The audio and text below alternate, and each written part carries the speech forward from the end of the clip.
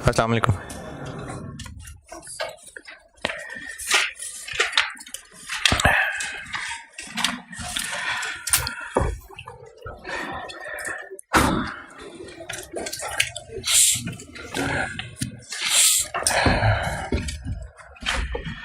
दुरूद शरीफ पढ़ना।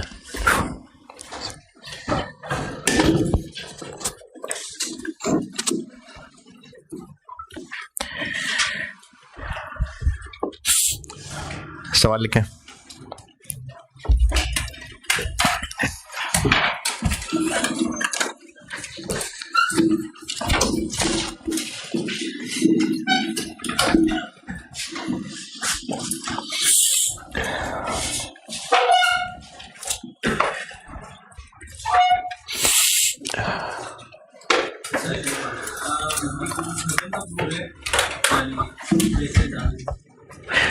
नवंबर में, नवंबर के अंदर अंदर हैं। एंड में बातें नहीं पूछते यार, बस हो जाएगा इंशाल्लाह। हैं 31 नवंबर से पहले पहले हो जाएगा।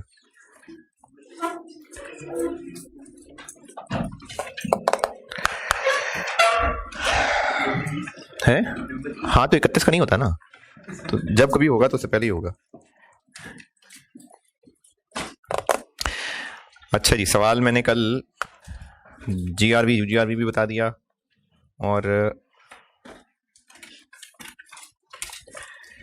चलें बैलेंस शीट और एसओसीआई के एक्सट्रैक्ट देखते हैं।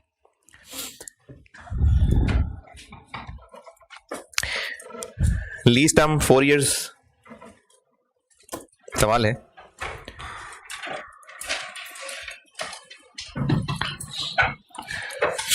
कमेंसमेंट 1 जुलाई, कमेंसमेंट है 1 जुलाई 21, 1 जुलाई 21। लीज रेंटल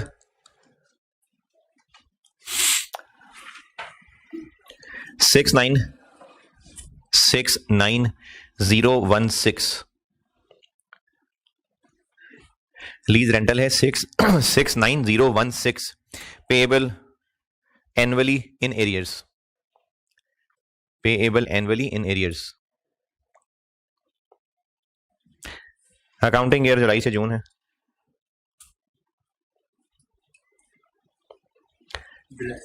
जी, बार्गेन परचेज ऑप्शन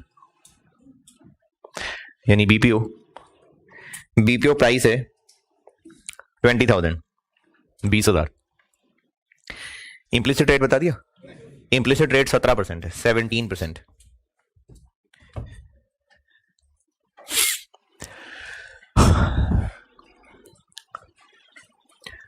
रिक्वायर्ड है एक्सट्रैक्ट्स ऑफ एसओसीआई और एक्सट्रैक्ट्स ऑफ एसओएफपी 22 के 2022 मतलब 30 जून 2022। कमेंसमेंट क्या बताई मैंने? 1 जुलाई 21 ना, हाँ तो पहले ही साल के। लीज स्केड्यूल बनाए, एक्सट्रैक्ट सिखाता हूं मैं। लीज स्केड्यूल बनाए पूरा। बीपीओ के लिए क्या अजम्पशन होती है कि लेसी अक्लमंद तो होगा, तो क्या करेगा वो एक्सरसाइज करेगा, वो खरीदेगा एसेट। लीज स्केड्यूल बनाए पूरा, फिर मैं एक्सट्रैक्ट सिखाता हूं। सीफएफ में जो टेस्टिंग है ना, वो डिस्क्लोजर्स की ना होने के बराबर है, IAS 12 की है। बाकी सीफएफ के सालों में यही है, या तो अंग्रेजी की डिस्कशन है, या जनरल एंट्रीज हैं, या एक्सट्रैक्ट्स ऑफ एसओएफपी एसओसीआई है।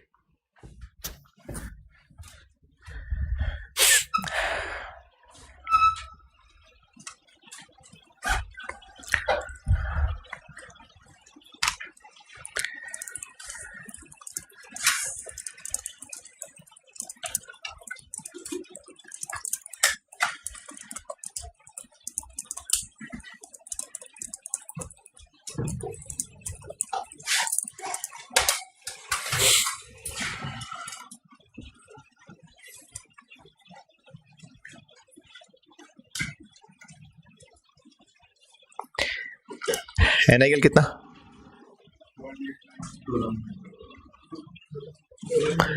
2 लाख। NIL 2 लाख है क्योंकि NIL के अंदर लीज रेंटल्स भी शामिल हैं और बार्गेन परचेज ऑप्शन प्राइस भी शामिल है। तो रेंटल्स के ऊपर तो डिस्काउंटिंग हो जाएगी एन्युटी वाली। क्या है 7? अच्छा 69016 1 - 1 प्लस 17% पावर -4 और BPO है 20,000।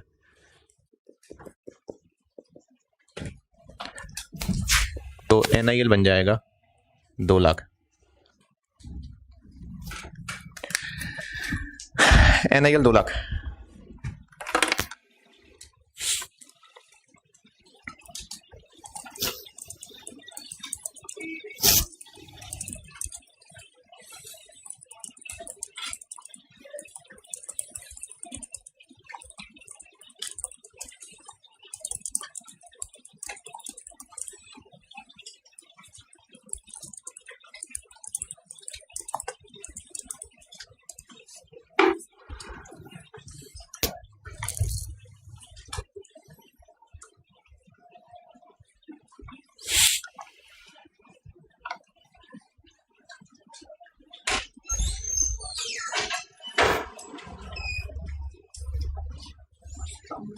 वालेकुम अस्सलाम।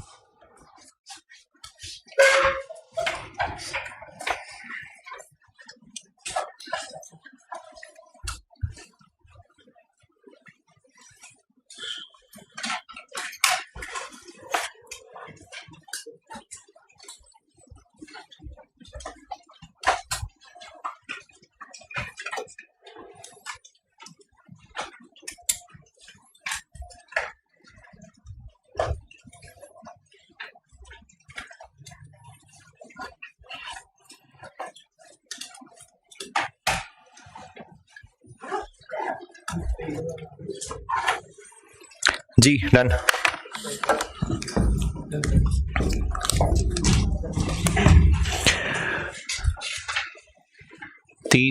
जून 22 interest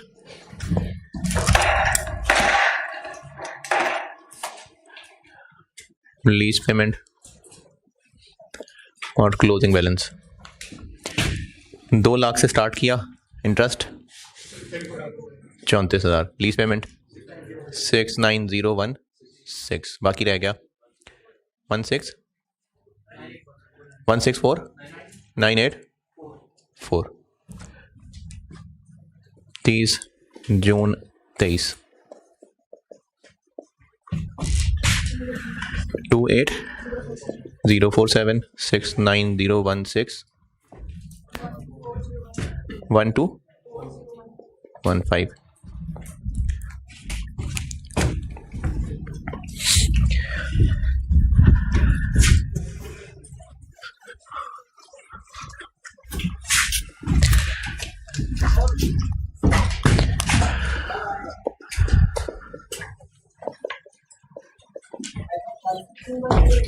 to 1082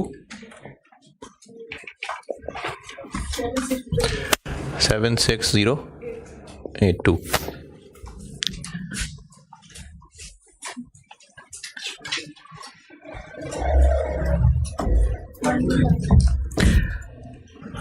one two 934।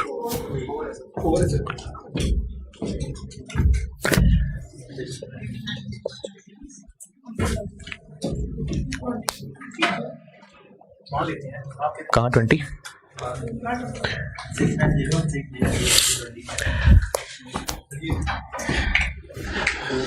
BPO तो लेसी पे करेगा ना। RV तो इसलिए बचाई थी क्योंकि लीज खत्म हो जाएगी, एसेट वापस आएगा, फिर lease receivable credit PP debit. BPO है तो फिर तो लेसी पैसे देके रख लेगा एसेट, तो वो तो पे करेगा। जब पे करेगा तो जिस तरह वो डिवेंचर में मोर्टाइज कॉस्ट में coupon coupon coupon coupon and पे रिडेम्पशन, तो ये एंड पे देगा BPO। एक्सट्रैक्ट ऑफ SP एक एरियर्स वाला करा देता हूं और एक एडवांस वाला करा देता हूं। 30 जून 22 जिस साल की इनकम स्टेटमेंट और एसओएफपी चाहिए ना। इस टेबल में अपने आप की पोजीशन देख लें कि हम इस टेबल में कहां हैं। हम यहां हैं, ये हो चुका, ये फ्यूचर है। तो अभी इस वक्त रिसीवेबल कितना है?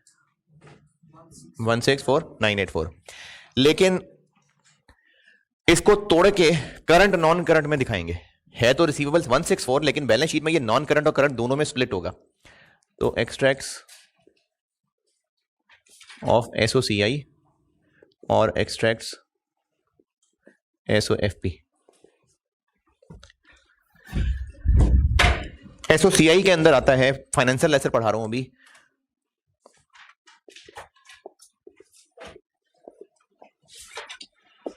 लेकिन एक्सट्रैक्ट्स ऑफ एसओएफपी ये दोनों के लिए ऐसे ही है, चाहे फाइनेंशियल लेसर हो चाहे डीलर मैन्युफैक्चरर हो। फाइनेंशियल लेसर की इनकम स्टेटमेंट में क्या आएगा? यानी फाइनेंशियल लेसर के लिए एक्सपेंस इनकम वाली इसमें क्या बात है? Interest income. तो फाइनेंशियल लेसर की इनकम स्टेटमेंट में आती है इंटरेस्ट इनकम। और ये कैसे कैलकुलेट होगी? इस टेबल से, ये इस टेबल से कैलकुलेट होगी। ये तो मैं जनरलाइज करके दे रहा हूं ना, बाकी फिर सवाल का जवाब बनाता हूं। ये हो गई एसओसीआई। अब बताता हूं कि एसओएफपी में क्या आएगा। एसओएफपी में लीज रिसीवेबल आएगा, जिसको लीज रिसीवेबल भी कह सकते हैं, नेट इन्वेस्टमेंट इन लीज भी कह सकते हैं। तो एसओएफपी में एक तो नॉन करंट एसेट्स में और एक करंट एसेट्स में। नॉन करंट एसेट्स में ये शो होगा नेट इन्वेस्टमेंट इन लीज। लीज रिसीवेबल का वर्ड लिख सकते हैं, वो भी सही है, लेकिन वैसे लीजिंग कंपनीज ये वर्ड यूज कर रही होती हैं। आईएस का भी वर्ड यही है, नेट इन्वेस्टमेंट इन लीज।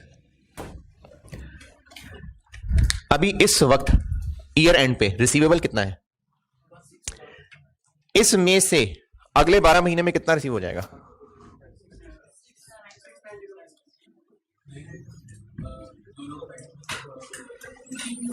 सिक्स 9016 रिसीव होगा। क्यों?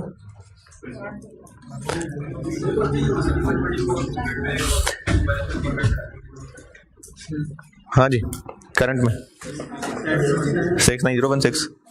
क्यों? क्योंकि अगले साल रिसीव इतना होना है, अगले साल रिसीव इतना होना है, इसलिए है। लीज पेमेंट तो नाम लीज पेमेंट है ना, लेसी पे करता होगा, लेसर रिसीव करता होगा। हाँ जी अगले 12 महीने के अंदर कितना रिकवर हो जाएगा? 69016 नहीं? अच्छा चलें, अगले साल में प्लान है, बल्कि प्लान क्या पक्का है कि 2023 में 4 और गाड़ियां लीज पे दे देंगे और उनसे पैसे भी 2023 से लेना शुरू कर लेंगे। तो वो जो पैसे हैं वो भी करंट पोर्शन में दिखा दूं, क्योंकि मिलने हैं 2023 में हैं। हाँ हाँ, लेकिन मिलने तो है ना अगले साल में। पक्का वादा कर लिया, पक्का वादा, अल्लाह का वादा।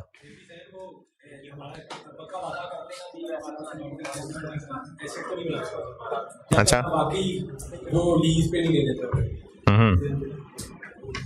नहीं तो इसका मतलब है कि जो किसी एसेट की इंपेयरमेंट टेस्टिंग में रिकवरेबल अमाउंट निकालते हैं तो वो भी तो अंदाजा ही होता है, लेकिन हम उसको हाँ हमने ही आगे भी कल भी यूज करना है, तो बेसिकली उसकी पेमेंट टेस्टिंग करते हैं, उसमें जो रिकवरेबल अमाउंट आती है उसको मान लेते हैं, यूज कर लेते हैं। देखें, जो अगले साल में रिसीट होनी है, हमने ये नहीं कहना कि अगले साल में टोटल कितने पैसे जहां जहां से भी आएंगे वो सब करंट पोर्शन है। जो एसेट अभी इस वक्त मौजूद है उसमें से कितने पैसे आएंगे? इस 164 में से 69 मिलेगा? नहीं, 2 लाख। अच्छा, ये 2 लाख से शुरू किया था, एंड पे जीरो क्यों हो गया? एंड पे आखिर में जीरो क्यों हो गया? क्योंकि पैसे मिलते रहे। अच्छा, जो पैसे मिल रहे थे ये पैसे ऐड करें तो 2 लाख बनते हैं? नहीं, तो ज्यादा क्यों बन रहे हैं पैसे? इंटरेस्ट है। तो हो ये रहा है असल में कि रिसीवेबल बनाया 2 लाख, जब 2022 में कैश मिला 69016, ये वाले की बात कर रहा हूं, तो इसमें इतना इंटरेस्ट था। कितना? बाकी क्या था?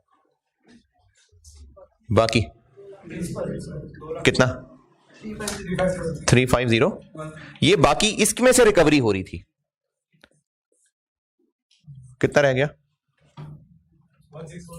164, ये इसलिए 164984 बना है। अच्छा, जब 2023 आएगा तो 2023 में फिर 69016 पे होगा, इसमें इंटरेस्ट कितना होगा 28047, और बाकी क्या होगा, वो इसके अगेंस्ट रिकवरी हो रही होगी, कितना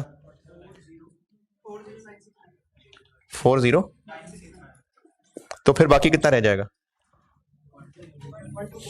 12401, ये इसलिए यहां 124015 है, क्योंकि जो पैसे मिल रहे होंगे वो दो तरह के पैसे होंगे, एक जो उस साल का नया इंटरेस्ट राइज होगा, क्या अभी वो राइज हो चुका हुआ है, ये जो कल 69 मिलेगा इसमें इतने पैसे इंटरेस्ट के होंगे, क्या ये इंटरेस्ट अभी तक राइज हो चुका है, नहीं, तो इसलिए हम ये नहीं कह सकते कि इसके अगेंस्ट इतनी रिकवरी है, नहीं, इसके अगेंस्ट तो बस ये रिकवरी होनी है। तो हम लोग इस 164 के दो टुकड़े करेंगे कि इसमें से अगले 12 महीने कितना रिकवर हो जाएगा 69, फिर 40969 ये करंट में शो करेंगे और बाकी नॉन करंट में करेंगे।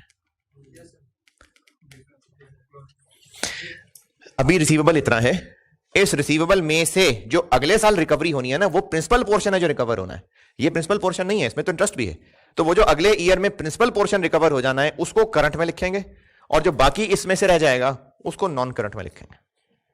लेकिन मैं चूंकि टेबल में प्रिंसिपल पोर्शन अलग नहीं करता, क्योंकि हम ये फाइनेंशियल इंस्ट्रूमेंट्स का टेबल बनाते हैं, तो इसके लिए फार्मूला बना देता हूं। नॉन करंट में लिखा करेंगे हम closing balance of next accounting year in lease schedule.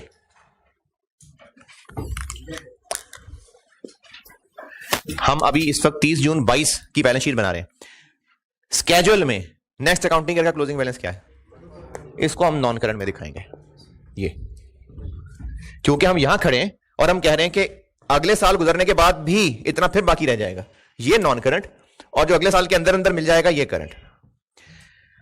तो करंट पोर्शन में क्या शो होना है, जो अगले साल में प्रिंसिपल रिकवर होना है, लेकिन हम प्रिंसिपल का अलग कॉलम बना नहीं रहे, बनाने को बना सकते हैं लेकिन वो एक एक्स्ट्रा कॉलम बेकार में बनेगा, तो उसका हल भी निकाल लेते कि नॉन करंट में क्या शो कर रहे हैं ये, तो इन दोनों का डिफरेंस ले लें, वो करंट है, यानी जो करंट ईयर एंड का बैलेंस है माइनस जो नॉन करंट शो कर रहे हैं, इनका डिफरेंस ले लें, वो करंट में शो कर देंगे। तो इसके लिए याद रख लेते हैं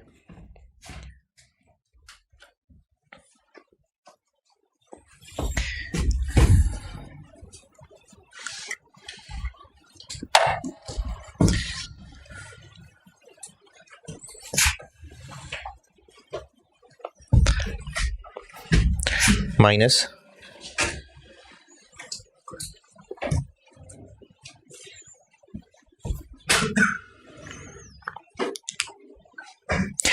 नेक्स्ट ईयर का क्लोजिंग बैलेंस जो स्केड्यूल में आ रहा है वो यहां, और जो इसी ईयर का क्लोजिंग बैलेंस स्केड्यूल में आ रहा है वो उधर, नहीं उसमें से माइनस ही है। अच्छा, मैंने इसमें भी एक चीज प्लस करनी है, मैंने भी ये फाइनल नहीं किया, इसमें एक चीज प्लस करनी है। तो इस सवाल का जवाब क्या हुआ, ये तो मैंने जनरल फॉर्मेट बता दिया ना, इस सवाल का जवाब ये हुआ कि 2022 में इनकम स्टेटमेंट में क्या आएगा, इंटरेस्ट इनकम 34,000 22 का ये, और एसओएफपी में क्या आएगा,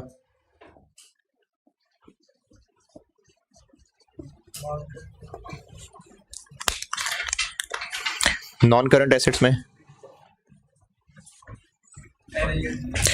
नॉन करंट एसेट्स में एनआईएल आएगा, अगले साल का क्लोजिंग 124015, और करंट में आएगा दिस माइनस दिस,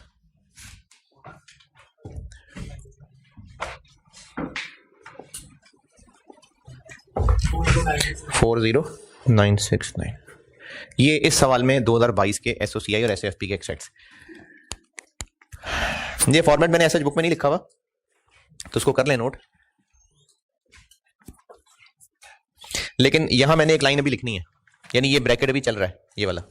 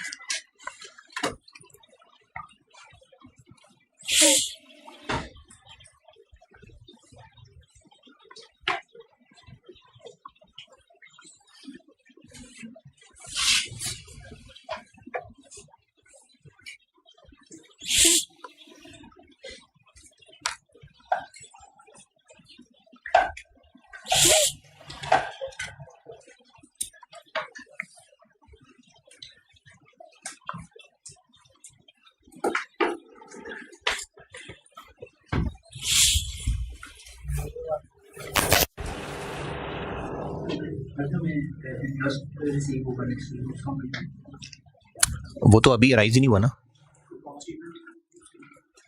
ये तो ऐसे ही है कि अगले साल हमने जितनी चीजें बेचनी है उसको पीछे डेटर बना ले।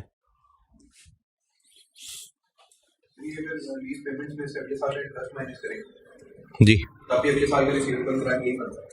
जी बिल्कुल, लेकिन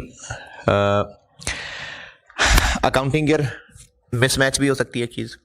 फिर मैं अभी आपको मुख्तलिफ वैरायटियाँ करा रहा हूँ, बीपीओ भी आ गया, जीआरबी यूजीआरबी भी हो गया, अभी रेंट हॉलीडे भी करा देता हूँ, रेंटल्स अमाउंट कम ज़्यादा भी करा देता हूँ, तो उनमें फिर ये प्रिंसिपल वाली बात उतनी नहीं चल पाएगी।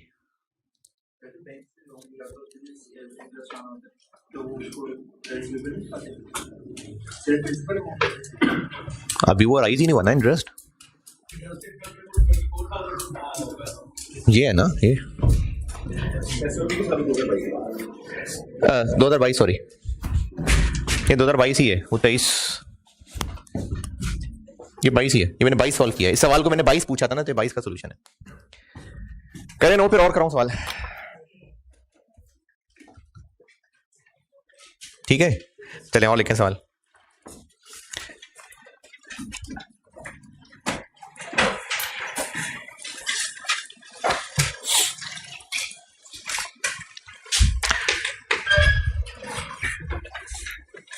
चलें एडवांस का सवाल कर लेते हैं।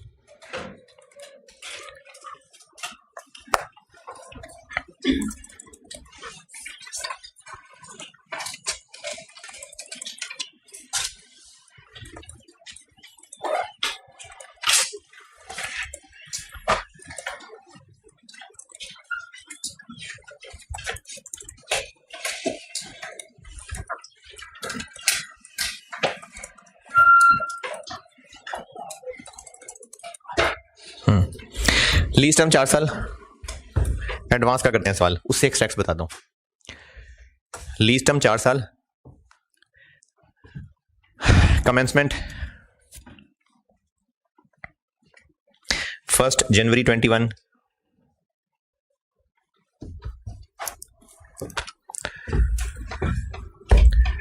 अकाउंटिंग ईयर जनवरी से दिसंबर, और BPO price 30,000, lease rental 19308, 19308, payable eight start of every, नहीं रेंटल ठीक नहीं है, वो मेरे फार्मूला गलत लगा होता है, रेंटल चेंज कर रहा हूँ, रेंटल है 71916,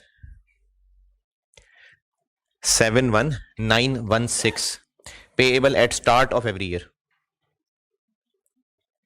रेंटल है 71916, payable eight start of every year.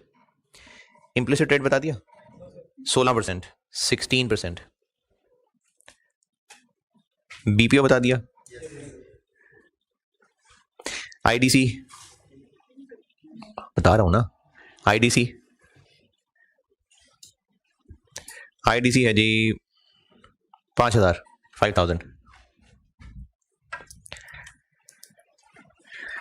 Required है extracts of SOFP SOCI। Commencement क्या है 2021 की। एक्सट्रैक्ट्स ऑफ SOCI SOFP 2021 के। स्केड्यूल बनाए SOFP SOCI बताता हूं।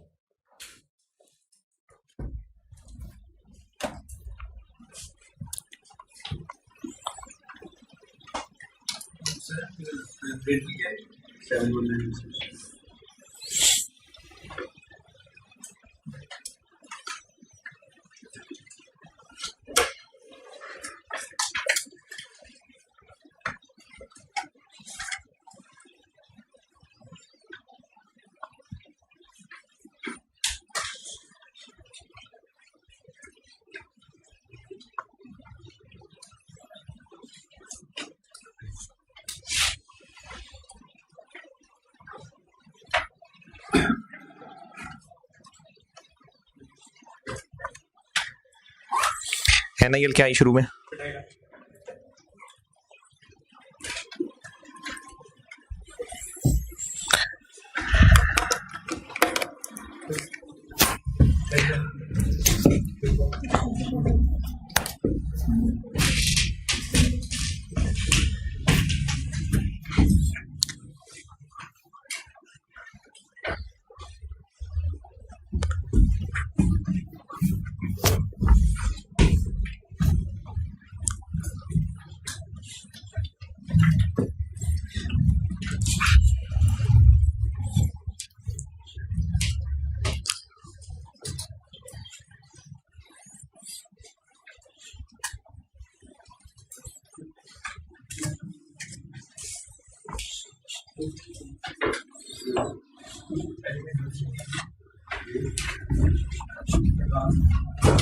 जी NIL कितना?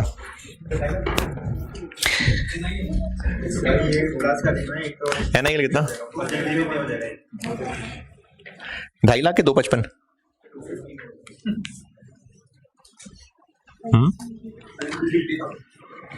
5,000 मैंने IDC नहीं बताया है? तो 250 के 255।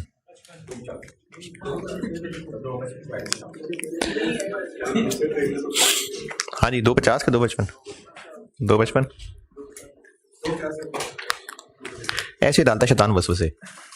250 अगर फेयर वैल्यू के रास्ते से आते तो फेयर वैल्यू प्लस IDC होता। अगर PV निकालनी है तो बस वो डायरेक्टली उस NIL तक पहुंच जाएगा। तो PV निकालनी है तो फिर कुछ नहीं करना IDC का। 250 वो ऑलरेडी इसके अंदर नहीं, एडिट की बात नहीं है।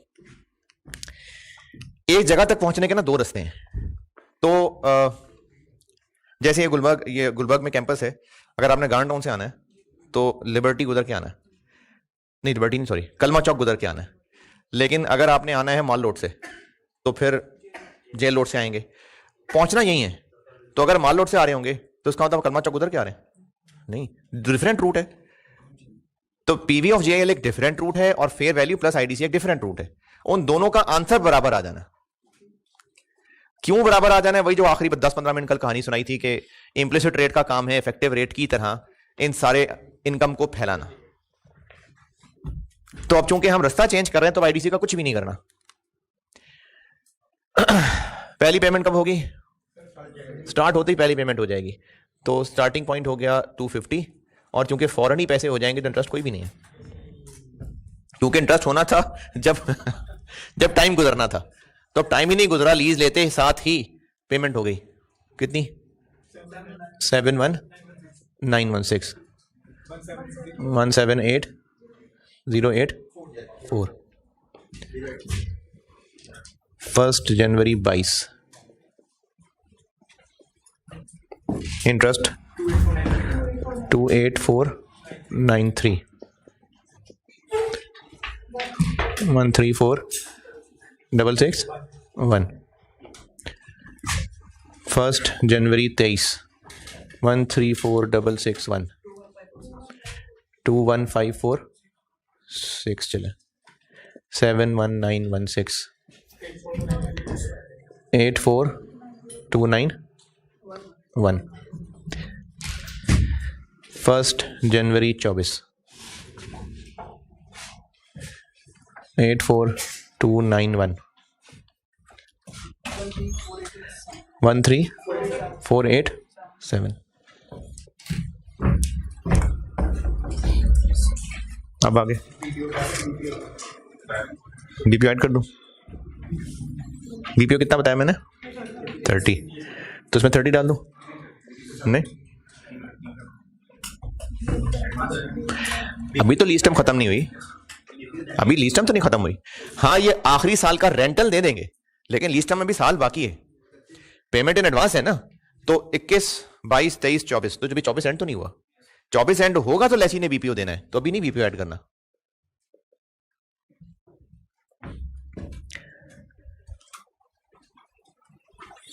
पिछले में क्यों ऐड कर लिया था? क्योंकि एंड पे था। कितना? 25862। मुझे क्या पता। और अब जब खत्म हो जाएगा 24, अब बीपीओ पे होगा। कितना है बीपीओ? 30। 4138।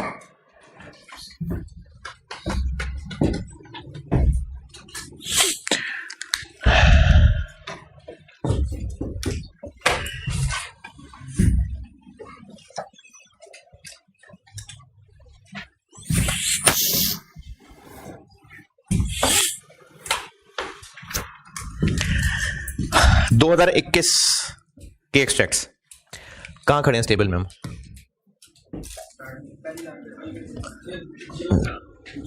यहां खड़े हैं।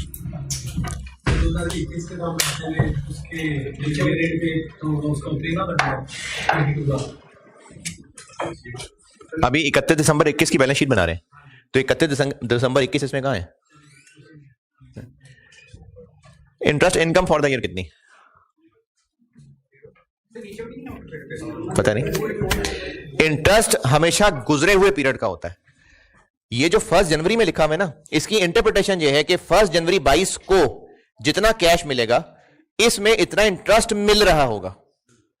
ये इंटरेस्ट है फॉर द ईयर पीरियड कौन सा? गुजरा हुआ 1 साल। इस पहली लाइन में इंटरेस्ट इसलिए नहीं आ रहा है क्योंकि 1 जनवरी 21 को ही लीज कराई, 1 जनवरी 21 को ही पैसे मिल गए, तो अभी पीरियड गुजरा ही नहीं था, तो इंटरेस्ट किस बात का पड़ता। लेकिन जब अगला 1 साल गुजर गया तो इसमें पैसे इंटरेस्ट के भी हैं। कौन सा इंटरेस्ट? पीछे साल के गुजरे हुए का। तो ये लिखा बेशक इस लाइन में हुआ है क्योंकि पेमेंट इधर हो रही है, लेकिन है ये 2021 का, तो इसलिए 2021 की इनकम स्टेटमेंट में आएगा।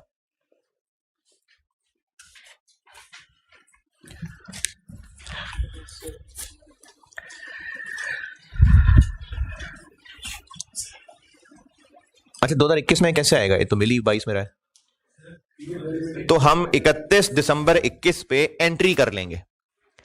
31 दिसंबर 21 पे कर लेंगे entry. Lease receivable debit interest income credit, तो ये 21 की इनकम स्टेटमेंट में आ जाएगा। अच्छा, अगर हम इसको 31 दिसंबर 21 को लीज रिसीवेबल डेबिट कर लेंगे तो उसका मतलब है 2021 का क्लोजिंग बैलेंस फिर ये नहीं है। अगर इसको 21 ही की इनकम मान के 21 में ही रिसीवेबल बना लेना है तो फिर ये वाला बैलेंस फाइनल नहीं हुआ ना, है ना? कैसे फाइनल होगा? इसमें ये ऐड कर देंगे हम। अगर 31 दिसंबर 21 पे एंट्री करेंगे कि वो इनकम बनानी है, तो उसका मतलब रिसीवेबल बनाना है, तो फिर ये वाली फिगर ये फाइनल क्लोजिंग नहीं है, फिर इसमें ऐड कर देंगे प्लस।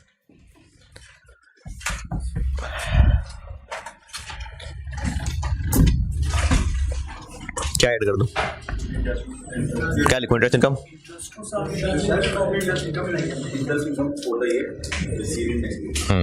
इसको मैं इंटरेस्ट एक्रूड करूं? नहीं, इंटरेस्ट इनकम पोर्शन। इसमें तो साल एक है इसलिए पोर्शन नहीं, पूरा इंटरेस्ट ही है। For the year which will be received next year। या और बढ़ाना है इसको तो बढ़ा लें, मजमून लिख लें पूरा इस पे।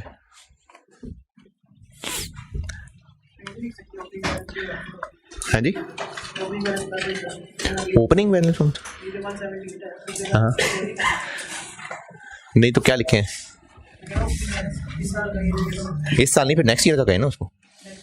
तो फिर ये क्लोजिंग बैलेंस रहने दे, फिर ओपनिंग ऑफ नेक्स्ट ईयर कर ले हैं। अगर 6-6 महीने वाली इंस्टॉलमेंट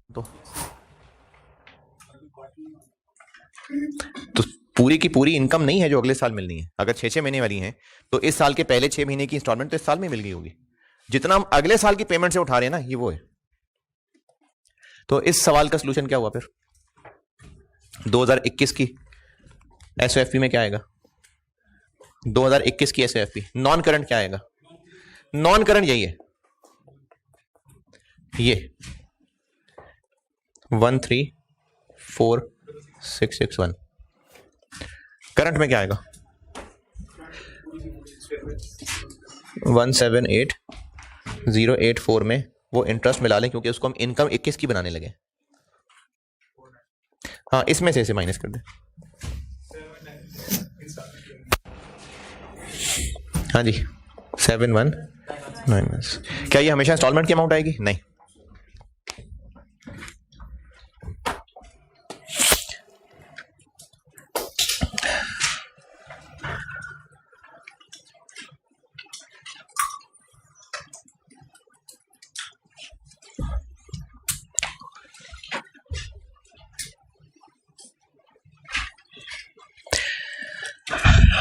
ये हो गए एसओसीआई एसओएफपी के एक्सट्रैक्ट्स। बीपीओ भी हो गया, यूजीआरवी, जीआरवी, और वैरायटी डाल लेते हैं। इसको नोट करें, फिर और लिखें सवाल।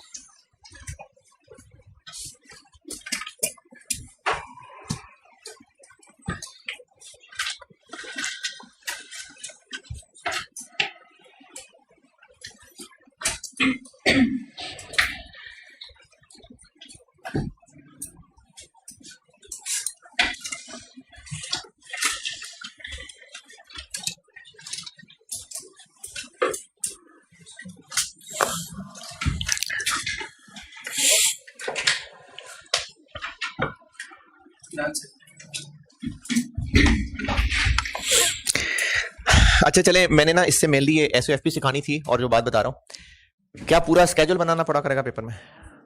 फिर कितनी जरूरत है? 1 साल की जरूरत है। जिस साल का सवाल है उससे 1 साल ज्यादा बना ले। जैसे इस सवाल में बस ये 2 लाइनों से काम चल जाना था, तो इनकी जरूरत नहीं है।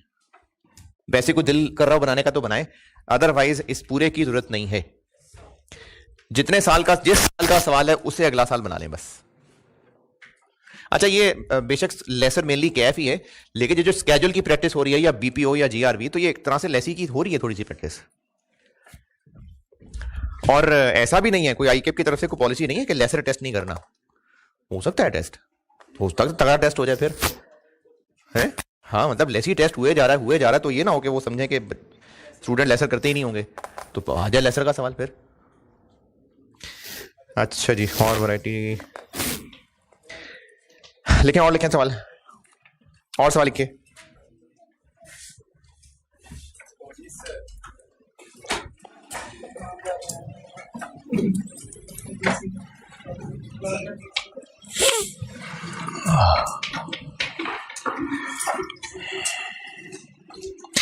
Fair value of asset,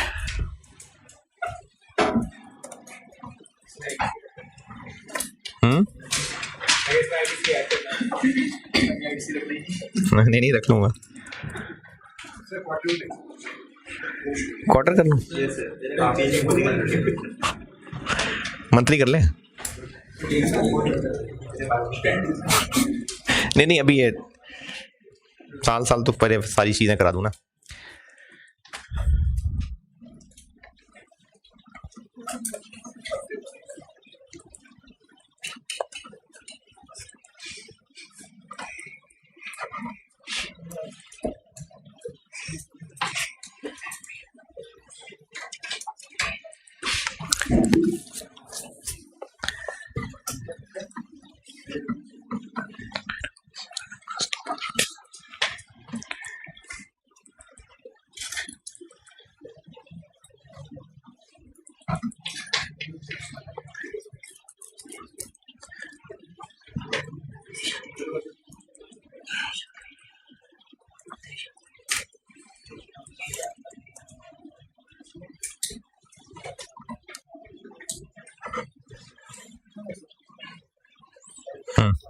lease term 4 साल, fair value of asset 2 lakh, fair value of asset 2 lakh, IDC paid by lessor, IDC paid by lessor 10,000 जी, IDC paid by lessee, IDC paid by lessee, होशोवास में कह रहा हूं लेसी, ये भी 10,000,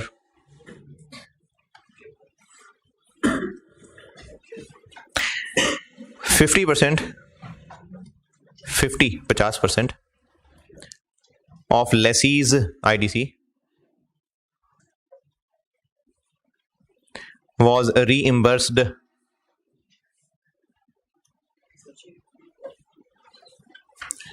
by lessor.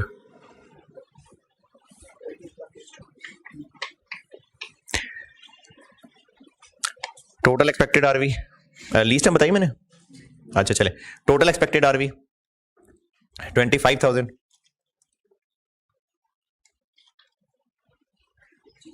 Ji 25,000,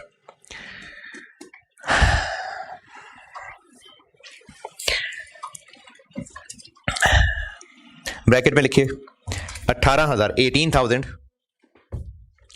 18,000 is guaranteed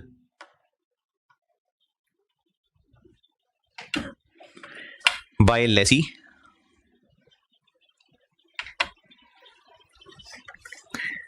and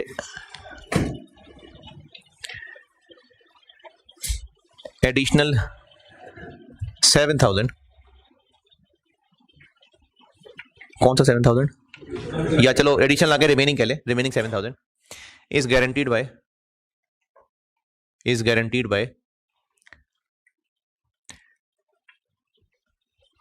a related party of lesser, related party of lesser.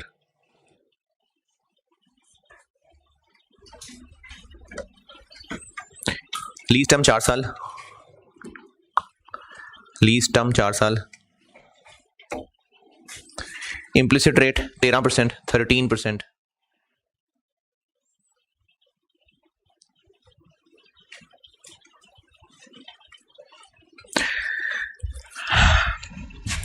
Accounting year जनवरी से दिसंबर, commencement बता दी 1 जनवरी 2021, 1 जनवरी 2021,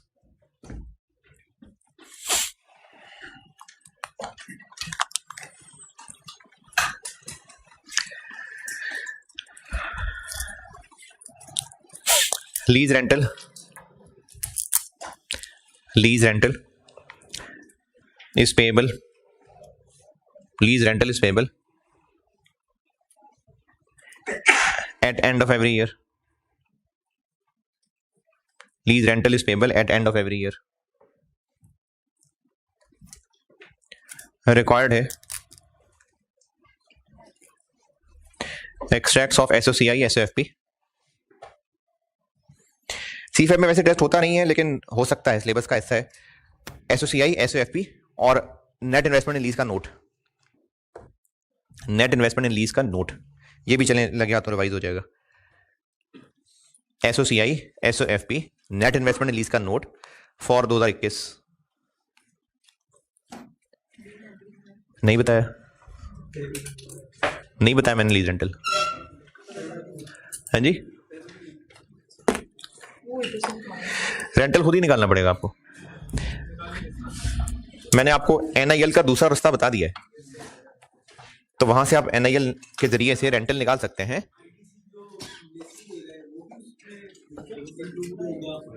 वो ऑन करना है, ये तो आपने सोचना है। पहले रेंटल कैलकुलेट करें फिर आगे चलते हैं। रेंटल करें कैलकुलेट, रेंटल कैलकुलेट करिए, बाकी फिर ये एक्स्ट्रैक्ट्स और ये सब बात की बात है। पहले रेंटल करें कैलकुलेट।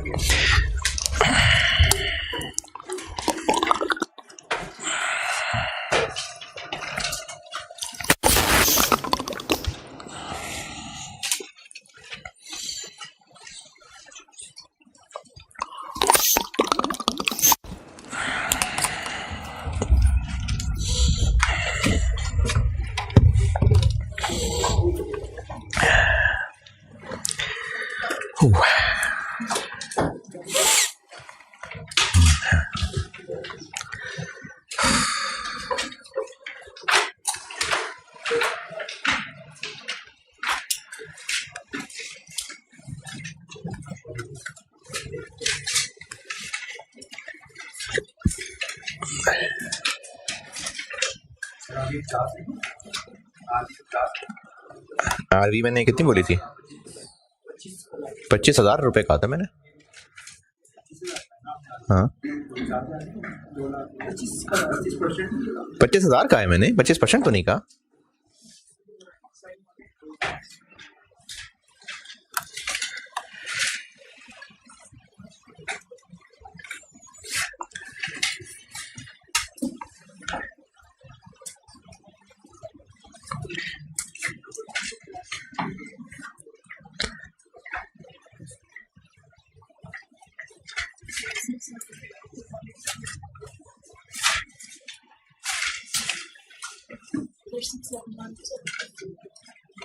कितना?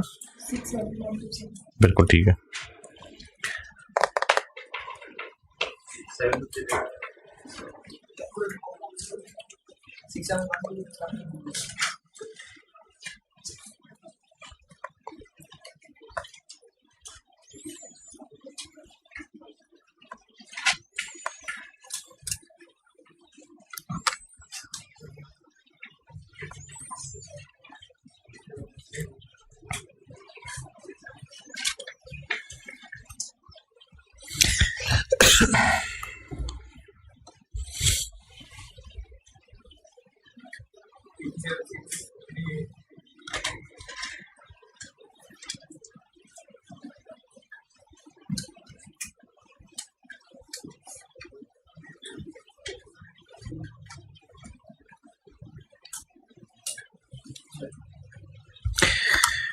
जी चलिए ठीक है, मिटाना कितनी?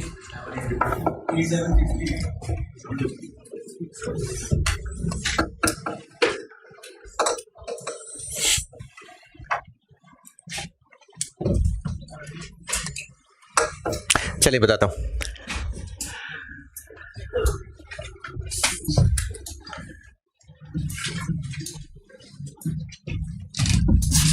ये तो मिटा ही देना, ये तो बता दिया ना बस। अब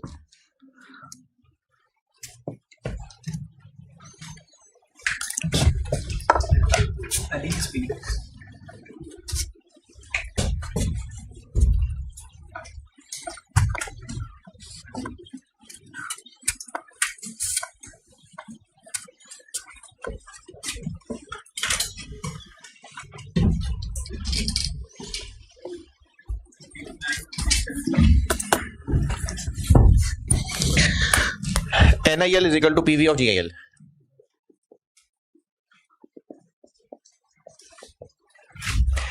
NIL का दूसरा रास्ता fair value plus IDC। Fair value कितनी? 2 लाख। IDC कितना? 10,000। IDC तो 10,000 है, वो इंसेंटिव है। आल्दो के आंसर 15 करने से भी आ जाएगा, लेकिन वो इंसेंटिव है, वो IDC नहीं है। लेसर वो खर्चा तो नहीं कर रहा इसलिए कि लीज हो जाए, वो तो लेसी को इंसेंटिव दे रहा है। वो तो लीज है, अब वो जवाब इसलिए क्योंकि इधर मैं माइनस करने लगा उसको, तो इधर आके प्लस ही हो जाना था। ये हो गया एनआईएल। अब जीआईएल में क्या क्या है? रेंटल्स हैं पता नहीं कितनी, 1 माइनस 1 प्लस 13 माइनस 4, आर पता नहीं कितना। लीज इंसेंटिव लीज पेमेंट्स में से माइनस होता है 5000, उधर जाके प्लस ही हो जाना है, लेकिन है ये lease incentive. Lease incentive rentals में से लेस होता है, फिर मैंने लेस कर दिया।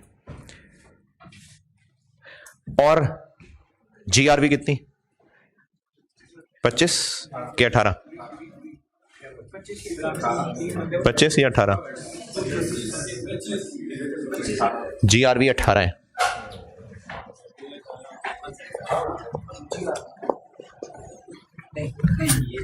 बाकी 7000 यूजीआरवी है, क्योंकि गारंटी तब होती जब या तो लेसी ने या लेसी की रिलेटेड पार्टी ने की होती, या any third party unrelated to lessor होता। तो लेसर की रिलेटेड है तो वो कोई गारंटी नहीं है।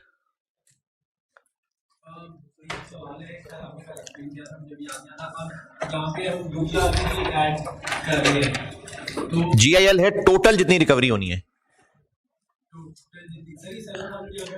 यूजीआरवी। हाँ जी, ये 7000 अनगारंटीड है, क्योंकि 25,000 में से 18,000 गारंटी किया लेसी ने, और बाकी 7,000 जो उसके ऊपर वाला है वो लेसर की रिलेटेड पार्टी ने गारंटी किया है, वो नहीं है गारंटी की डेफिनेशन में। चैप्टर में पेज नंबर पता नहीं कौन सा, जब मैंने टर्म्स लिखी हुई है उनमें एक लीज पेमेंट है जो कल डब्बा पूरा समझा रहा था। लीज पेमेंट्स पता नहीं पेज 4 है, पेज 3, 4 पे जाएं, पेज 4 डी के नीचे गारंटीड आरवी में क्या लिखा हुआ है?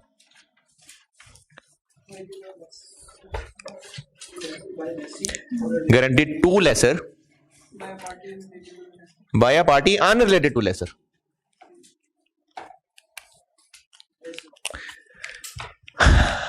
ये पॉइंट पिछली दफा कैफ में टेस्ट हुआ।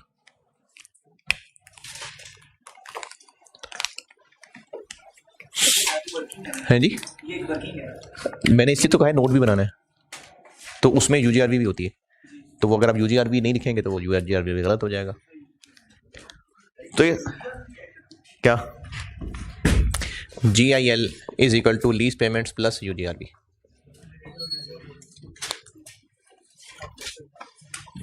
अब इससे आप आर निकालेंगे, तो इसको सॉल्व करेंगे तो आर आ जाएगा 67127। ये है आर।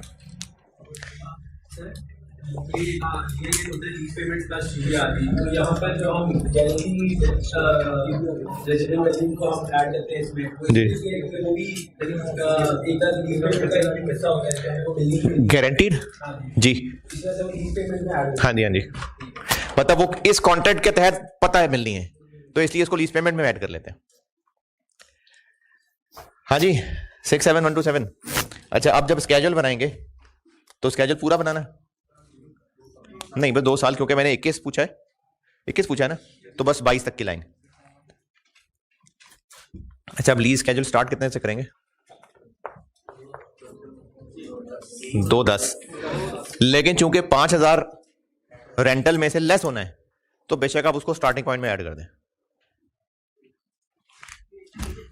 नहीं रहने दें, इधर देखिए, ये बल्कि ठीक है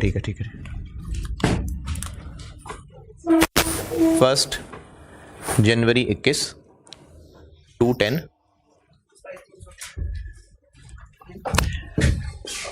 और अगर रेंटल एडवांस होता तो उसमें से ये 5000 कट जाता और बाकी यहां लिखते। नहीं, लीज इंसेंटिव के साथ क्या सलूक करना है? रेंटल से लेस होना है। अगर रेंटल इन एडवांस होता तो वो भी 1 जनवरी को आ रहा होता, और ये इंसेंटिव कब जा रहा है? 1 जनवरी, तो ये रेंटल में से लेस हो जाता। यानी अगर यही सवाल एडवांस रेंटल का होता तो मैं यहां पर 67 की बजाय 62 लिखता, अगले रेंटल में 67 लिखता। तो अब रेंटल तो है नहीं कि उसमें से मैं लेस करूं, तो मैं यहां से पेमेंट से लेस करूंगा तो वो तो एक माइनस आ जाएगा। तो इसलिए कह रहा हूं कि आप इस टेबल को स्टार्ट 2/15 से कर लें, ये कह रहा हूं।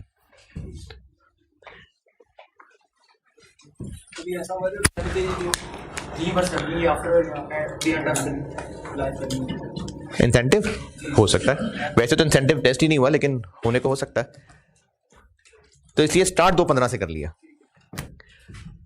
और इंटरेस्ट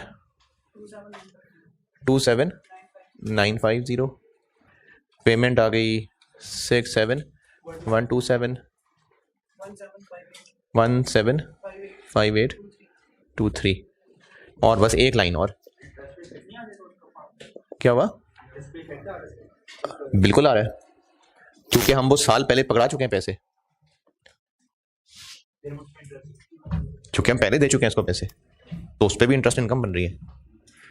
हम 1 जनवरी को उसको 5000 पकड़ा चुके, हम लेसर है ना, हम लेसी को इंसेंटिव 5000 पे कर चुके।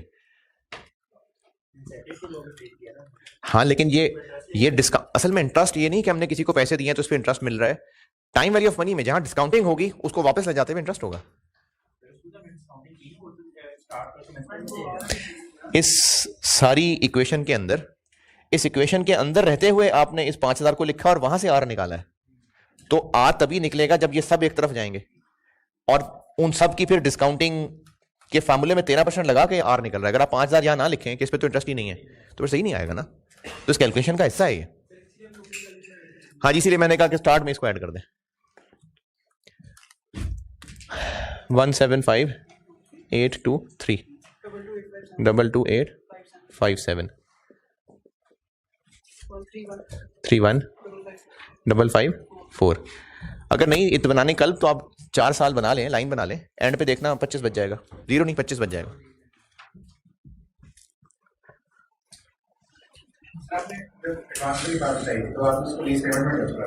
असल में तो वो लीज पेमेंट में एडजस्ट होता है, लेकिन अब देखें ना, चलो मैं बनाता हूं सीधा स्केड्यूल बनाता हूं। चलो ये ले, सीधा स्केड्यूल बना देता हूं। 1 जनवरी 21, स्टार्टिंग पॉइंट 210। अभी फौरन के फौरन इंसेंटिव दे रहे हैं, फौरन के फौरन, और इंसेंटिव की ट्रीटमेंट क्या करनी है? पेमेंट से लेस। क्लोजिंग क्या बन जाएगा? 215। पेमेंट इसमें से लेस होनी थी, ये पेमेंट में से लेस, वो जो लेस होनी थी उसमें से लेस होना था, मतलब ऐड हो जाना था, तो फिर अगले साल इस पे इंटरेस्ट आ ही जाना था। इसलिए मैंने इसको स्टार्ट 2/15 से करा दिया।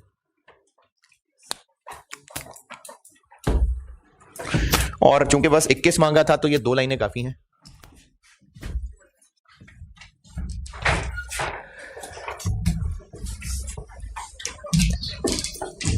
इससे बनाएं SOFP SOCI, नोट बताता हूं।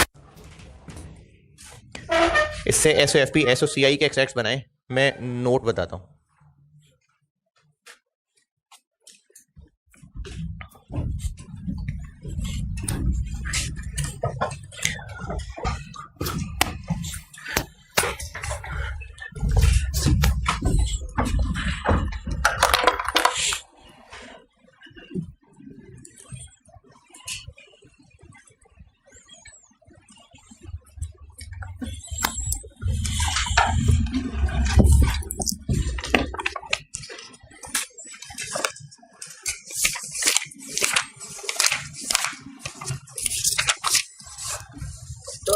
रेंटल से कम करने के 500 किस केस में?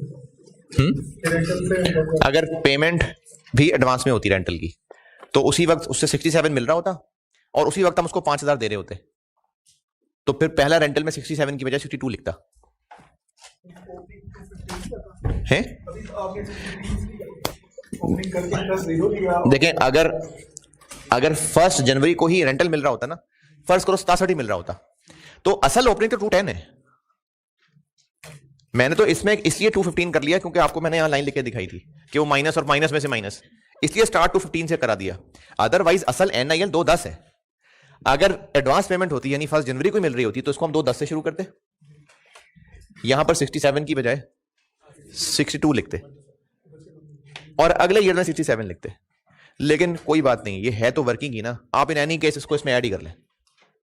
यानी इन एनी केस आप लीज इंसेंटिव को ओपनिंग में ऐड करके चलाएं, दफा करें पेमेंट से लेस करना, वर्किंग ही तो है। क्या क्या क्या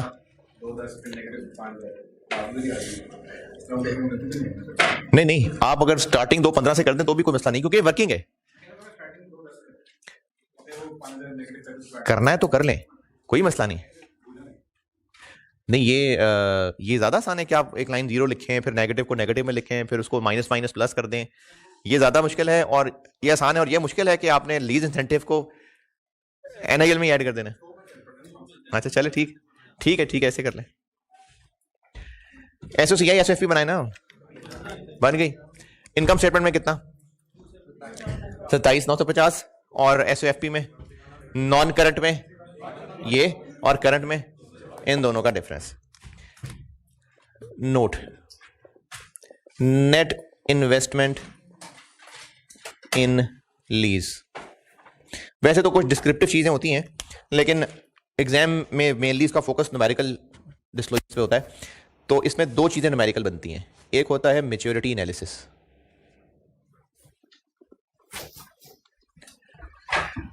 मैच्योरिटी एनालिसिस ये होता है कि हम अभी खड़े हैं ईयर एंड पे, यहां से ऑनवर्ड जितने साल रह गए हैं उनमें जितना कैश मिलना है, उनमें जितनी लीज पेमेंट्स मिलनी है, वो एक एक करके यहां बतानी होती है, डिस्काउंटिंग नहीं।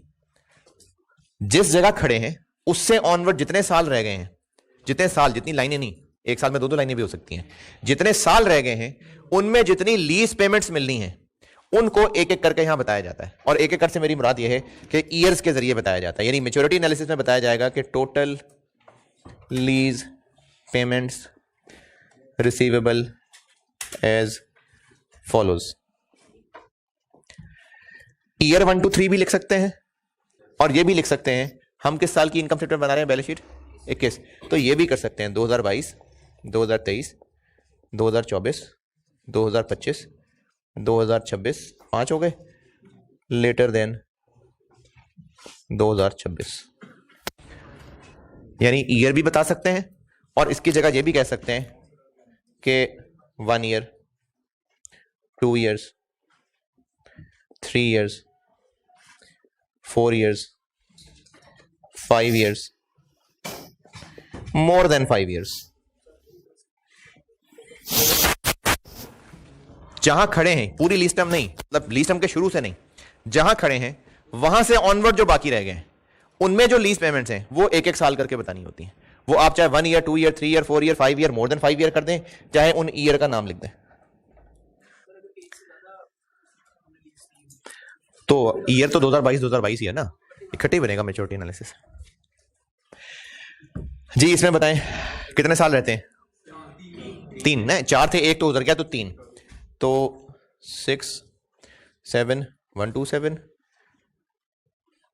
6, 7, 1, 2, 7, 6, 7, 1, 2, 7।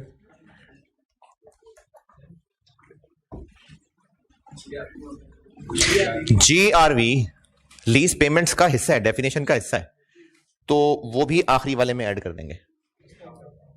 GRV 18 है, 85,127, और ये तो मैंने वैसे आपके लिए बना दिया था, ये है नहीं असल में, इस सवाल में नहीं थे, तो इस लाइनों की भी जरूरत नहीं है। तो मैं आपको वैसे बता रहा हूं कि 5 और मोर देन 5 नहीं है तो नहीं है, वो भी आखिर में ऐड हो जाएगा, क्योंकि जो भी लीज पेमेंट के अंदर आ रहा है ना, चाहे वो टर्मिनेशन पेनल्टी क्यों ना हो, वो भी आखिर में आके ऐड हो जाएगी। कितनी होगी? 219,381। ये होता है मैच्योरिटी एनालिसिस। क्या लॉजिक क्या है? आईएएस ने कहा ये डिस्क्लोज करना है?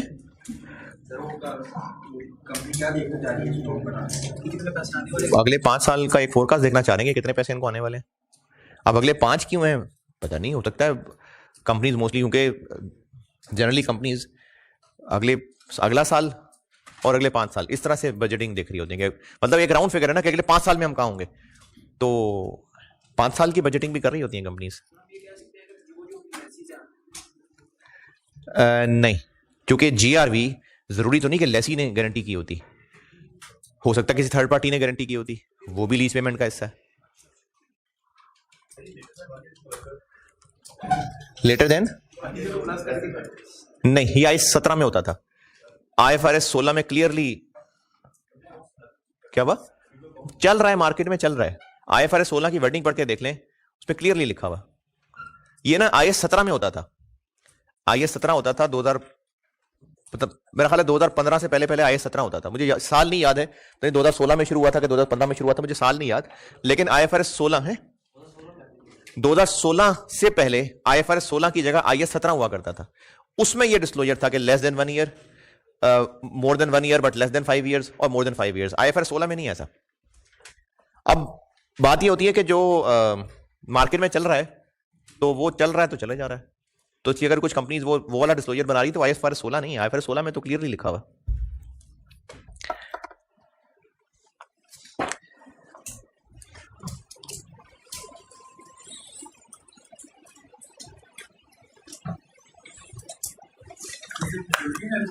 नहीं यकीन जाने, पढ़ के बता देता हूं। A lessor shall disclose a maturity analysis, paragraph 94 of the lease payments receivable, showing the undiscounted lease payments to be received on an annual basis for a minimum of each of the first 5 years and total of the amount for the remaining years.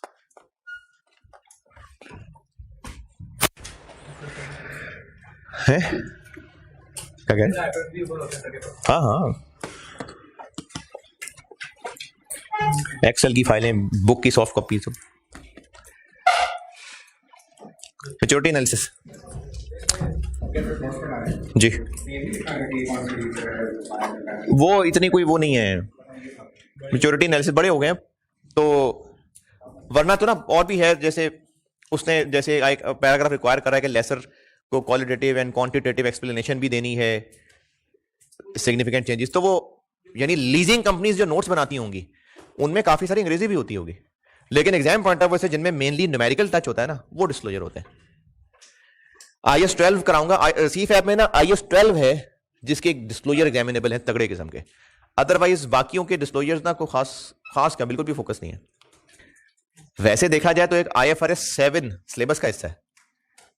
IFRS 7 मैंने कराया नहीं, कोई नहीं कराता दुनिया में। IFRS 7 है क्या? किसी ने फाइनेंशियल स्टेटमेंट्स देखी होगा किसी कंपनी की है? हाँ हाँ, ये तो मैंने आज नाम ले दिया, वरना तो मैं नाम ही नहीं लेता इसका।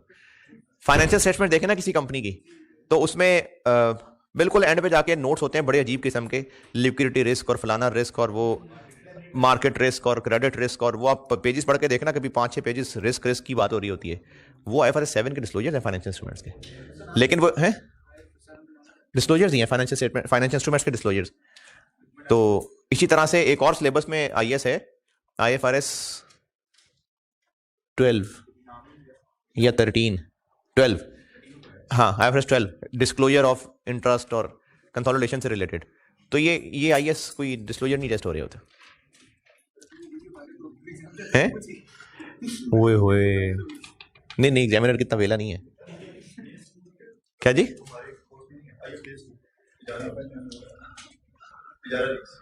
वो तो इस्लामिक लीज वाले ना, वो जो संडे को हुए थे।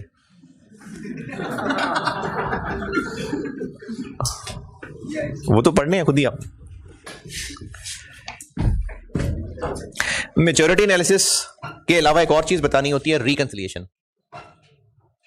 इसका फॉर्मेट कोई भी हो सकता है, कंपनी कोई भी फॉर्मेट रख सकती है इसका, लेकिन जो चीजें पूरी हैं, जो IAS ने कहा इन चीजों को रिकंसाइल करना है, वो चीजें पूरी कर रहा हूं। फॉर्मेट कंपनीज कुछ भी रख सकती हैं। वो फॉर्मेट ये है, मतलब चीजें पूरी ये हैं कि अब ये फिगर आ गई, ये क्या है? जो टोटल लीज पेमेंट्स मिलनी है, लेकिन बैलेंस शीट में तो इतना नहीं आ रहा, इसमें तो इंटरेस्ट भी शामिल है। तो इसलिए हम कह रहे हैं कल को इतना मिलना है, जबकि बैलेंस शीट में दिखा रहे हैं इतना, तो फिर ये रिकंसाइल करके देना है। इसको रिकंसिलिएशन कहते हैं। तो हम इसको स्टार्ट करेंगे यहां से और एंड करेंगे बैलेंस शीट की फिगर तक। तो टोटल लीज पेमेंट्स 219,381,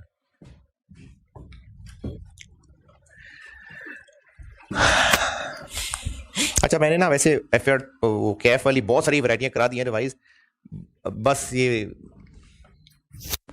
और भी लीजेस ख़त्म भी करना है। तो बाकी आप इसमें मज़ीद हाथ सीधा करना चाहें तो आप किसी जूनियर से कहें FR2 का नोट ला के दे, और उसकी प्रैक्टिस करनी हो तो कोई कर ले, वरना ये रिवीजन के लिए बहुत है चीज़। अच्छा, टोटल लीज पेमेंट्स, इसमें प्लस होगी अनगारंटीड आरवी। कितनी है वो? 7,000 2,226, ये बन जाएगी ग्रॉस इन्वेस्टमेंट इन लीज।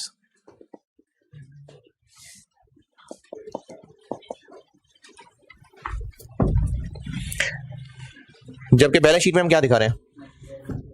175, 823 नेट इन्वेस्टमेंट इन लीज। तो इन दोनों में फर्क क्यों है? इंटरेस्ट की वजह से। जो इंटरेस्ट कमा चुके हैं या फ्यूचर में होना? इनमें फर्क वो है जो हम कमा चुके हैं या अगले ईयर्स का। तो इसको कहते हैं अनअर्न्ड फाइनेंस इनकम। जी, बैलेंसिंग कर लें 50,558। वैसे ही नॉलेज के लिए बता रहा हूं, अगर आप ये टेबल पूरा बनाएंगे ना, और यहां तक तो हम अर्न कर चुके हैं, इन सब का टोटल करेंगे तो यही बनेगा 50,558 बनेगा। ये नेट इन्वेस्टमेंट लीज का नोट है।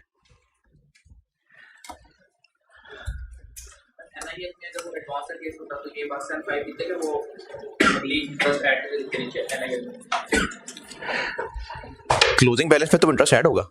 इन्हें अगर एडवांस वाला केस होता तो ये 175 ना होता ना, ये प्लस ये होता, तो फिर वहां पर मैं NIL दिस प्लस दिस करके लिखता। चले नमाज पढ़ ले, फिर मैं आपको डीलर मैन्युफैक्चरर कराता हूं, फिर इसका पास्ट पेपर का जो वाहिद लेसर का सवाल है वो कराता हूं, और लेसी शुरू करने की कोशिश करता हूं। ठीक है जी, 87 बस। अब फिर डीलर लेसर कराता हूं बाद में।